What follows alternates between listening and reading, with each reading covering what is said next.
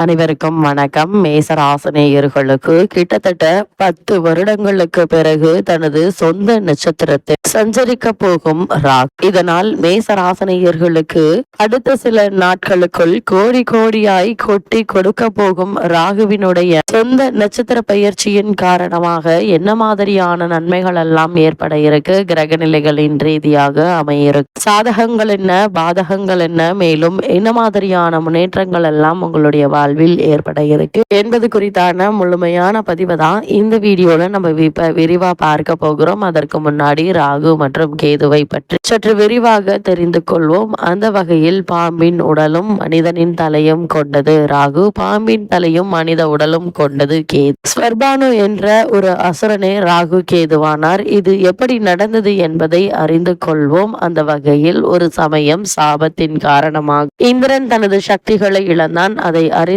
அசுரர்கள் இந்திரன் உள்ளிட்ட அனைத்து தேவர்களையும் துன்பத்திற்குள்ளாக்கினார்கள். இந்திரன் சாபம் விலகிய துர்வாச முனிவரை சந்தித்து விமோசனம் வேண்டி நிற்க, அவரோ நீ மகாவிஷ்ணுவை நினைத்து தவம் செய்து அவரிடம் உனது சாபத்தை பற்றி கூறி விமோசனம் கேள் என்றார். துர்வாச முனிவர் சொன்னது போலவே இந்திரன் மகாவிஷ்ணுவை நினைத்து தவம் இயற்றினார். மகாவிஷ்ணுவிடம் தங்களை அசுரர்களிடமிருந்து காத்து அருளுமாறு வேண்டிக் கொண்டான். திருப்பார்கடலை கடைந்தால் அதிலிருந்து அமுதம் உண்டாகும் என்றும் அதை அருந்துபவர்களுக்கு மரணம் கிடையாது என்றும் அசுரர்களிடம் தெரிவியுங்கள். இதை கேட்கும் அவர் உடனே இதற்கு சம்மதிப்பார்கள். அசுரர்களின் உதவியோடு பார்க்கடலை கடையும் பணியை துவங்குங்கள் என்றார் மகாவிஷ்ணு. மகாவிஷ்ணு பார்க்கடலை எவ்வாறு கடைவது என்பதையும் இந்திரனுக்கும் தேவர்களுக்கும் தெரிவித்தார். இந்திரன் அசுரர்களை அழைத்து பார்க்கடலை கடையும் விஷயத்தை தெரிவித்தான். திருமால் குறிப்பிட்ட மந்திரமலையை தேவர்களும் அசுரர்களும் சேர்த்து தூக்கி பார்க்கடலில் நிறுத்தினார்கள். வாசுகி என்ற மிக பெரிய பாம்பை அழைத்து அதை மலையை சுற்றி கயிறு போல சுற்றினார்கள். பார்க்கடலை கடைய தேவையான மத்தும் கயிறும் தயாராகிவிட்டது. திருமால் ஆணையிட பார்க்கடலை கடையும் பணி ஆரம்பமாகிறது. மிகுந்த சிரமப்பட்டு தேவர்களும் அசுரர்களும் பார்க்கடலை கடைந்தார்கள். பார்க்கடலுக்குள்ளிருந்து காமதேனு என்ற பசு வெளியானது. தொடர்ந்து கற்பக விருட்சம் வெளியானது. பின்னர்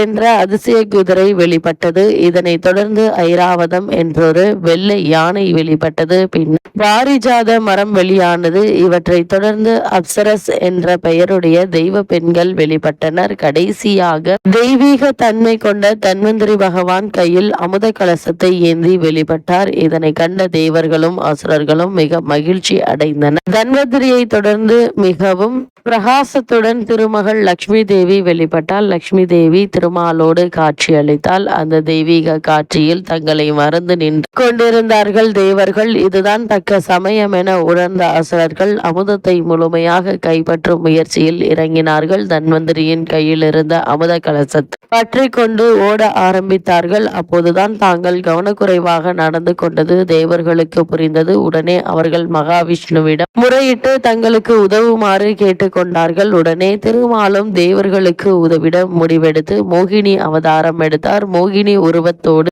அவர் அசுரர் இருந்த இடத்திற்கு சென்றார். தன்வந்திரியிடமிருந்து தட்டி பறித்த அமுதத்தை பங்கிடுவதில் அவர்களுக்குள் பெரும் சண்டை ஏற்பட்டது. மோகினியை கண்ட அசுரர்கள் அவள் அழகில் மயங்கி அமுதத்தை மறந்தார்கள். ஒரு விஷயத்தை நீங்கள் உணர வேண்டும். இந்த அமுதத்தை எடுத்ததில் தேவர்களுக்கும் பங்குண்டு. அவர்களுக்கு தராமல் நீங்கள் மட்டும் அருந்தினால் இதன் முழு பயன் உங்களுக்கு கிடைக்காமல் போய்விடும் என்றார். மோகினியின் அழகில் மயங்கிய அசுரர்கள் அவள் எதை சொன்னாலும் கேட்கும் மனநிலையில் இருக்க மோகினி தேவர்களை அழைக்க அவர்கள் வந்தார்கள். தேவர்கள் ஒரு புறமும் அசுரர்கள் மற்றொரு புறமும் அமர்ந்தார்கள். முதலில் மோகினி அமுதத்தை தேவர்களுக்கு கொடுக்க தொடங்கினால். அசுரர்களின் கவனம் எல்லாம் மோகினியின் அழகில் கிடந்தது. ஆனால் தேவர்களின் கவனம் முழுக்க அமுதத்தில் இருந்தது.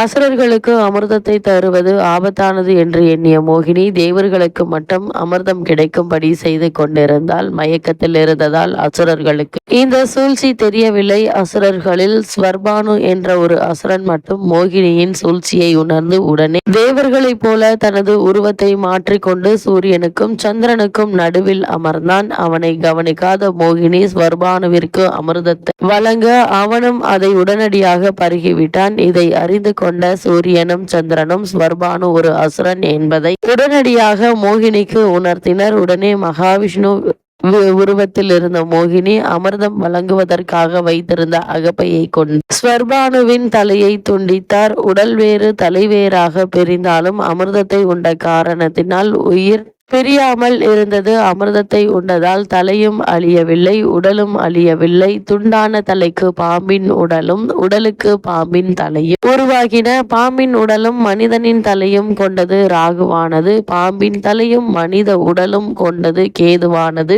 இப்படிப்பட்ட ராகுவும் கேதுவும் சாயா கிரகங்கள் என்றும் நிழல் கிரகங்கள் என்றும் வர்ணிக்கப்படுகின்றன. ஸ்வர்பானு செய்த தவறை சுட்டி காட்டிய மோகினி அசுரர்களுக்கு அமிர்தத்தை வழங்க மறுத்து தேவர்களுக்கு வழங்கினாள். இதனால் ஸ்வர்பானுவின் மீது கோபம் கண்ட அசுரர்கள் ஸ்வர்பானுவை தங்கள் கூட்டத்தில் சேர்த்து கொள்ளவில்லை. வினோதமான உடல் அமைப்பை கொண்டதால் தேவர்களும் அவர்களை ஏற்றுக்கொள்ள மறுத்தனர். ராகுவும் கேதுவும் வெட்டப்பட்ட போது ஒரு துண்டானது நாகேஸ்வரத்திலும் மற்றொரு துண்டானது கீழ்பெரும் பள்ளத்திலும் விழுந்ததாக ஐதீகம். 7 கிரகங்களும் ராசி சக்கரத்தில் வளமாக சுற்றி வருவார்கள். ஆனால் ராகுவும் கேதுவும் அவர்களுக்கு எதிர் திசையில் சுற்றி வருவதாக ஐதீகம். எதிர்பாராத அதிர்ஷ்ட பெறக்கூடியவர் ராகு, ஆனால் அதற்கு நேர்மாறாக எதன் மீதும் ஆசைப்படாத குணத்தை தருபவர் கேது. பேராசைப்படும் குணத்தை ராகுவிற்கும் முற்றும் திறந்த முனிவரின் குணத்தை கேதுவிற்கும் கொடுத்து படைத்திருக்கிறார்கள் இறைவன். ராகுவும் கேதுவும் நிழல் கிரகங்கள் என்று அழைக்கப்படுவதால் சர்ப்ப பிரீத்திகளை செய்தால் நிழல் போல நம்மை தொடரும் துன்பங்களை விலகிச் செல்லும் என்பது ஐதீகமாக உள்ளது. அந்த வகையில் மேசராசினியர்களை பொறுத்த வரைக்கும்